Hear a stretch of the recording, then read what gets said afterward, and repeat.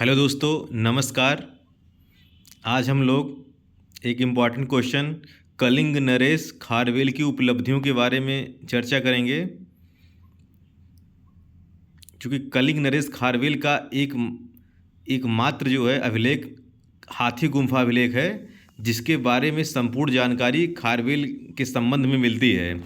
यह क्वेश्चन जो है आने वाले 30 अगस्त को इतिहास जीआईसी इतिहास प्रवक्ता मेंस के लिए और उसके बाद government degree college GDC men's इतिहास के लिए इम्पॉर्टेंट है। आइए हम लोग देखते हैं। शुरुआत कहाँ से करेंगे कि मौर्य वंश के पतन के बाद कलिंग अर्थात उड़ीसा क्षेत्र में चेदी वंश का उदय हुआ। मौर्य वंश के पतन के बाद जो है कलिंग उड़ीसा क्षेत्र में चेदी वंश का उदय हुआ। इस वंश का प्रमुख शासक खारवेल है, जिसके विषय में जानकारी का एकमात्र प्रमाणिक स्रोत जो है हाथी गुम्फा अभिलेख है।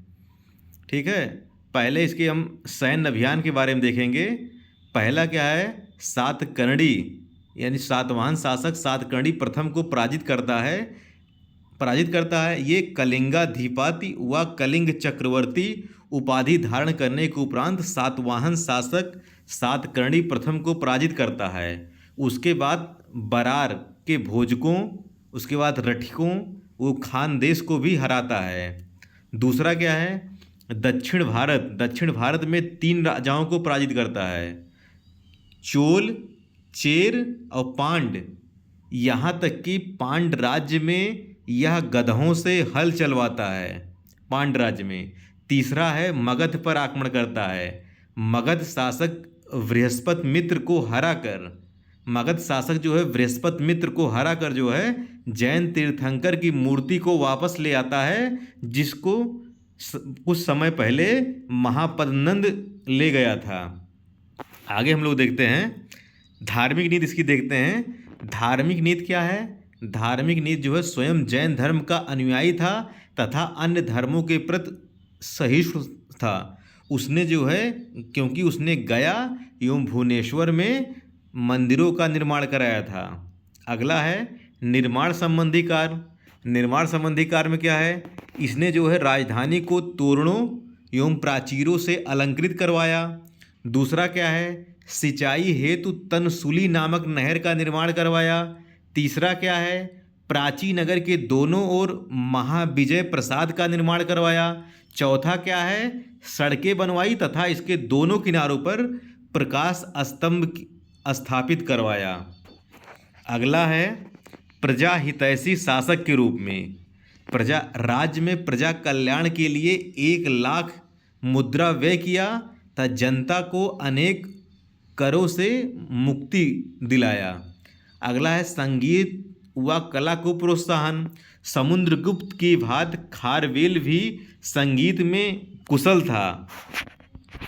हाथी गुम्फा अभिलेख में उसे हाथी गुम्फा लेख में उसे गंधर्व विद्या में प्रवीण तथा गंधर्व वेद का ज्ञाता बताया गया है। दोस्तों, आप लोग क्वेश्चन आंसर लिखते समय आप केवल ऐसे व्याख्यात्मक लिखते चले मत जाइए, बल्कि आंसर की प्रामाणिकता के लिए उसके विभिन्न स्रोतों का उल्लेख करिए, चाहे वो साहित्यिक स्रोत हों, चाहे पुरातात्विक स्रोत हों, चाहे स्मारक हों, चाहे सिक्के हों, चाहे वो धार्मिक ग्रंथ हो, चाहे अधार्मिक ग्रंथ हो। जब तक आप आंसर में अपने स्रोतों या तथ्यों का उल्लेख नहीं करेंगे, तब तक आपको अच्छा अंक नहीं मिलेगा। इसलिए बेहतर अंक लेने के लिए आप जो है एकदम प्रमाणिक आंसर पॉइंट टू पॉइंट लिखने का प्रयास करिए। अब हम लोग निष्कर्ष देखते हैं। इस प्रकार हम कह सकते हैं कि खारवेल एक विजेता, महान निर्माता, लोकोपकारी तथा धर्म सहिष्णु शासक था,